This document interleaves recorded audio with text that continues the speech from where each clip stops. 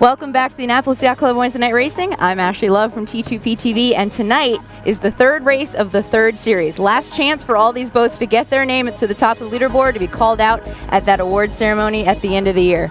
To that effect, Kathleen and Michael McGill on Mary Lou at J30 is doing all the right things to get there, along with Louis Salveson's Mirage at J105. In the far 30s, on the other hand, there is a three-way tie for first between Bruce Spingman's Blockade Runner, Kevin McNeil's Seabiscuit, and Alan Finkelstein's Gotcha.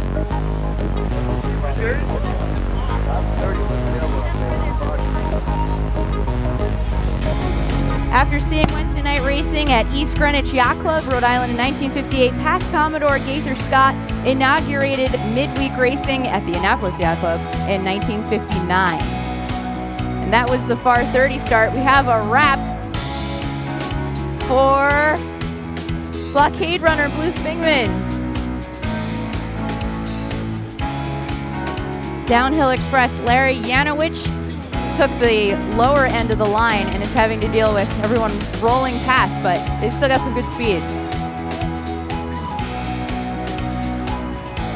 Perf 1 and the J35s are up next. This J88 MI2 chose the most windward position. Pretty good set.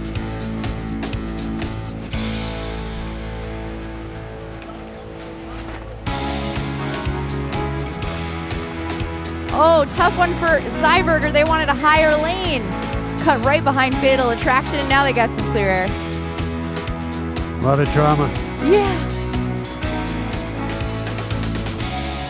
Beauty of downwind starts. Middle of the line, Aunt Jean, who is at the top of the leaderboard with Wanda in Perf 1. Christian Jensen trying to get in as much racing as he can since he missed most of the summer. Oh, little halyard drop. Good catch.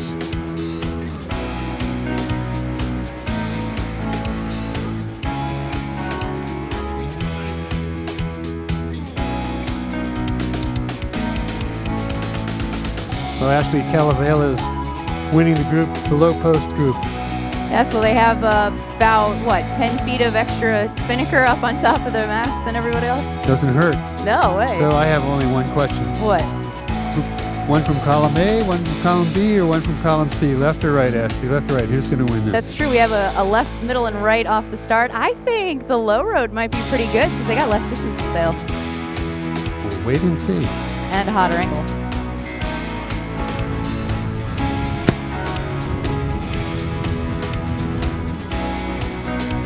As I could see it, Donald Santa's reindeer down at the pin was the first one to pop a spinnaker. Everyone else, though, is in suit, so it's drag race to A. Actually, Santa's reindeer's fighting him off. They are definitely the furthest to leeward, but they can force everybody else where they want to go to get around A. They should be fine. We'll see if they can get out from underneath this, but the breeze dying out will help them out. There was a puff near the start for these guys, but it hasn't come down with them. In sailing, I would say that a good crew is like a good currency. You can buy a great start with a good tactician, and you can buy a great rounding with a pit person, and Mirage has got just the best crew out here. They're the richest. That's just absolutely not fair. They're trouncing, and they already have a 7-point lead over second place overall. I'm talking about currency, because I had that one all teed up until you stole it. Monkey Dust, Craig and Dottie Saunders rate 78, and Calavella, Tapio Salvianen's Grand Soleil 37, 75. So they got 3 seconds on them, and they've got it. For the time being. For the time being. Further down the course, still with Perf 1, Wanda and MI2 are exchanging blows. Wow. They're having a jibing duel all the way down here, jibe for jibe. You can't quite get on Wanda's breeze, though. not quite. But what's the rating differential, Ashley? Is it 10, 12 seconds? MI2 is 87 and Wanda is 72. So that's 15 seconds. Well, they put the hurt on that one. Wanda had a very early drop, nice and safe. 1,000, 2,000, They don't have 15 seconds around this mark for sure, especially since Dave Malkin on the J88 MI2 pushed their drop all the way to the end. I got 10. Of course, I don't really know how far this is. I got money on Malkin. Oh, me too. QA2 with a perfectly executed Mexican. Aunt Jean says, I can push it even a little further.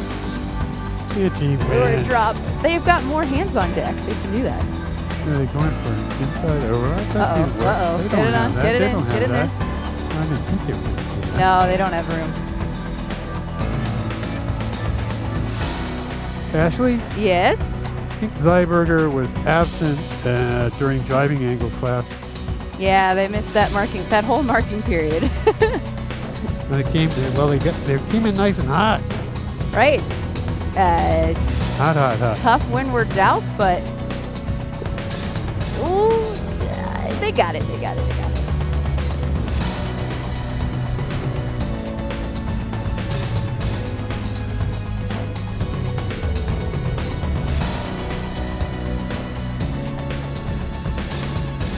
The J105s have come up to the same mark, and 419 is Andrew Cherner's crash in for the upset. Oh, right. He takes it away from Mirage. Yeah, they're in 11th place right now because they had to retire from the first race, but posting a bullet right now would help their standings immensely. And that's going to just make you feel better. Yeah. Crash made it through easy, and right behind him is a six-way battle for second right here. Inigo, Doghouse, Mirage, all having great roundings here. Nobody wanted to round around the outside. Doghouse, great rounding. Mirage, no overlap for Dove. They're going to have to go follow suit. Nose to transom. It's like a herd of elephants out here, holding each other's tails with their trunks. Well, Santa's little reindeer. Whoa!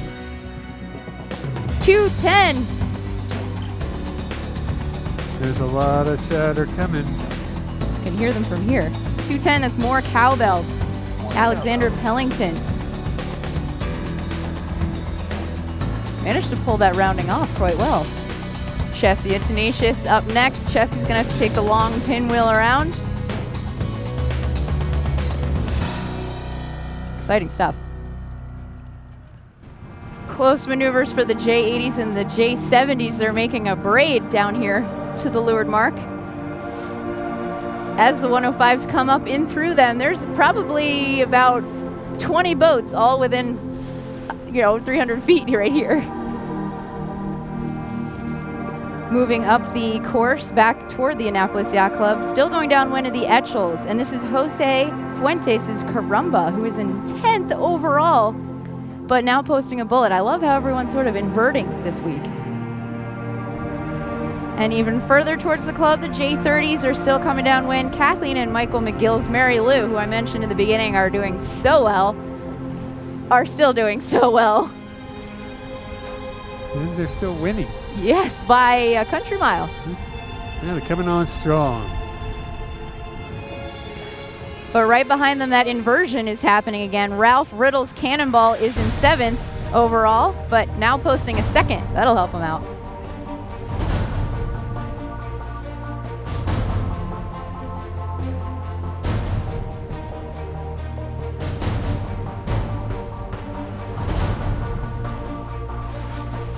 Almost to their last turning mark before they head towards the harbor in front of the club.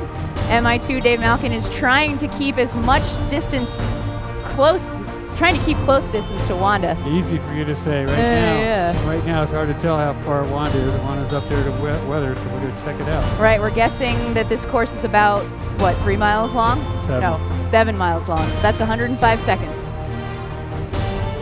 And the J35s, who started at the same time as Perf 1, well, at least Aunt Jean is keeping up very impressively. Was that not that shock, is it? No, not at all. They've got street bullets as well, and from the looks of it, we'll post another one tonight. There's Wanda up there at windward. So Wanda had to reach into this turning mark, the nun, which is traditionally the last mark out here. So everything got condensed a little bit. Their lead shrunk a bit. And talk about a lead shrinkage. How about a disappearance?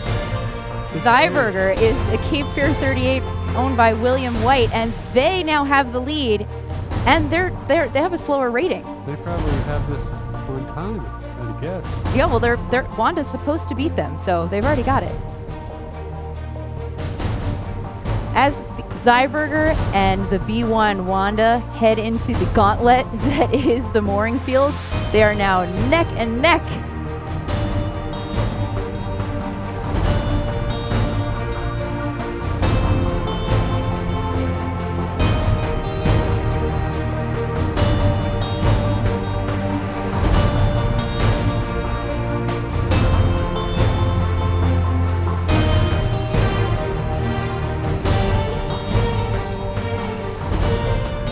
Name one other sport where you can use things that aren't in the race as picks. I mean, Wanda couldn't quite get overlap and had to take Xiberger's transom, giving the Xiberger the win for this race. They're not supposed to win on corrected time, but they did. They got that one in the bag. Great sailing, Xiberger and Wanda. Way to hang in there to the very last second. Thanks for joining us, and Bruce and Aaron from behind the camera, our producer, the Annapolis Yacht Club, the Boat Yard Bar and Grill video boat. I'm Ashley Love from T2P TV. We'll see you next week.